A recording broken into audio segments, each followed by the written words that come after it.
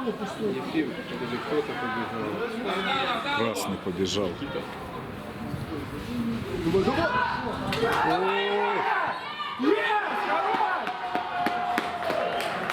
Я не помню, в этом месяце, но сегодня будет по ясному показывать.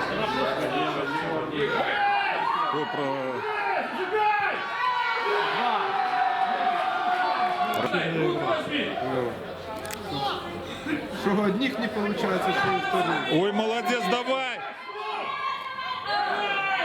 Ну, не было ничего, что судья. А вот это было. Это было, это было.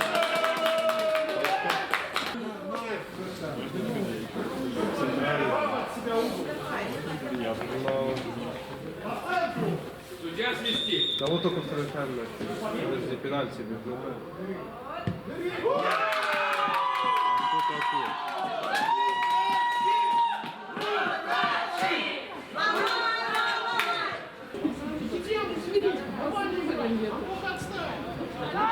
Бля, ну кто ж поперечку такую дает? Хорошо! Гол обрезали, что сюда не подкрутил меня. Сандалия.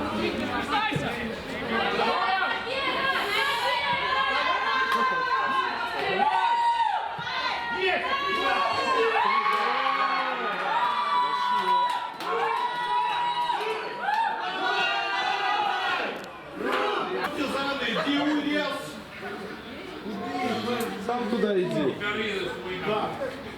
Выноси. Хорошо!